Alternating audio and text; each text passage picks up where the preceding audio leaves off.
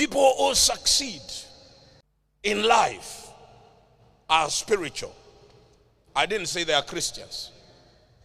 I said they are spiritual. They have a spiritual discipline. They have a spiritual life. You need to know that what happens in this world is controlled by outers. The physical world we live in is controlled by outers. If you do not have an outer, you are not heading anywhere. Success will not be your portion if you don't have an outer. Because outers speak, and outers have power to determine failure and success. Look at your neighbor, tell them it is time to have an outer. An outer that is more powerful than the outers of your neighbors.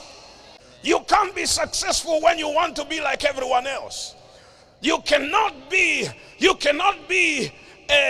on the class of the winners, the successful people, when you want to be like your neighbor, when you want to please everybody. You must distinguish yourself by setting up standards that are higher than what other people have set for themselves. You can't have an excellent spirit as a believer if you are not prayerful. Jesus said to his disciples to pray lest they fall into temptation. The less you pray, the more you fall into temptation. This is why Luke chapter 18 and verse 1, Jesus spoke to them in a parable and say that men ought to pray always. Not sometimes, not when they have got problems. Men ought to pray always. What does that mean? Man needs to develop a spiritual discipline of prayer. There is nothing that is spiritual that grows to a significant level without prayer. No church has ever grown significantly without much prayer. No believer will grow spiritually without much prayer. Prayer is mandatory for your success. James says you do not have because you don't ask. Prayerlessness makes you weak. Where are our Daniels? Where are our Shadrach, Meshach, and Abednego? Men who are upright, who walk according to the law of God. If you are going up, you cannot survive without prayer. It's impossible. A praying believer is a powerful man, and the devil hates you when you become a prayer man. But the moment you make up your mind, I am going up the ladder, I am going to connect with heaven, I am going to make Jesus my refuge, my strength, my hope, and I'm going to connect to him, the devil will hate you. And the devil will try, but he will be defeated. The one that watches over us is greater than any challenge that will ever come upon you. The problem we have is faithlessness and prayerlessness. Men ought to pray always and not lose heart. You may have been praying and given up because you thought prayer does not work.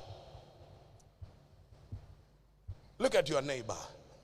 Tell them, prayer works.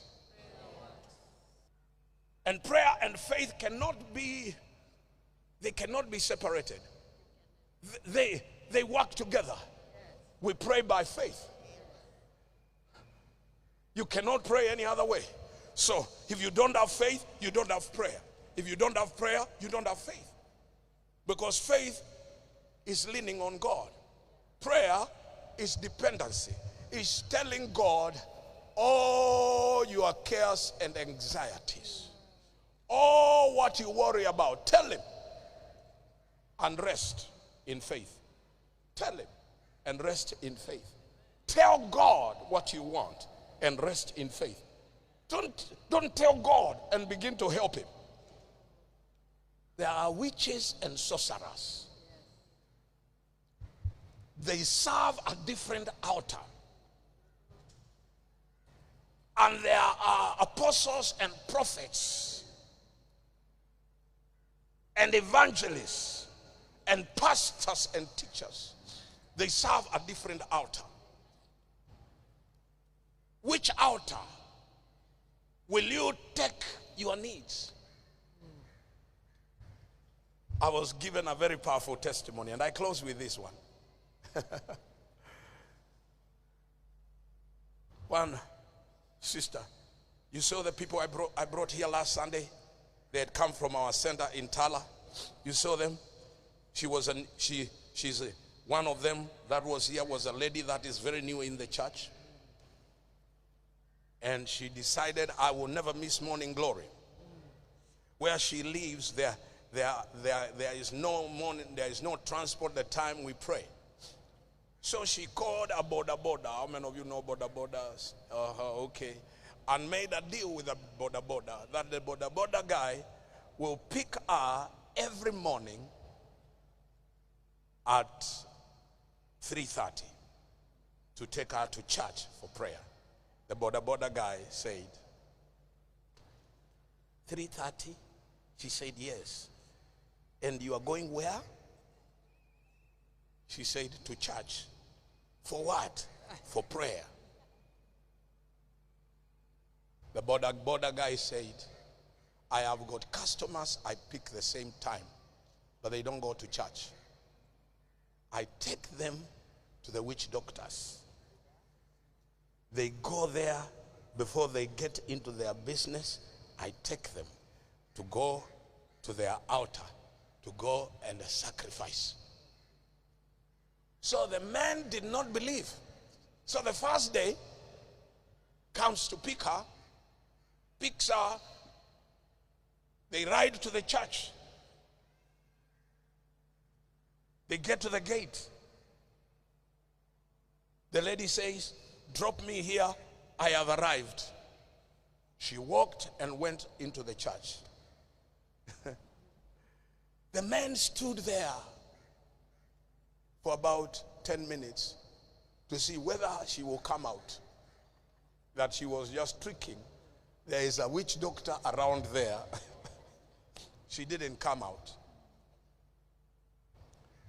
So the second day, he came late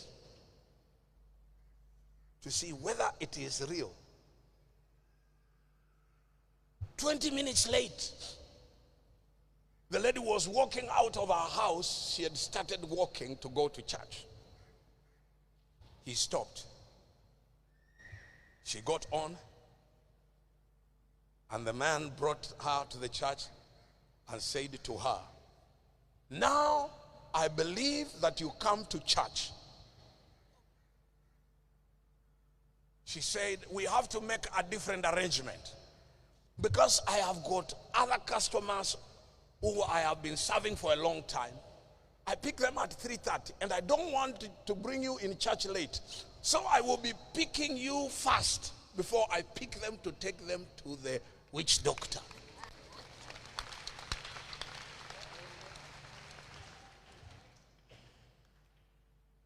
Look at your neighbor. Tell them, neighbor, life is not fair. It is for the fighters. Be a fighter and climb to your top. Make up your mind. Tell your neighbor, make up your mind. Whom will you serve?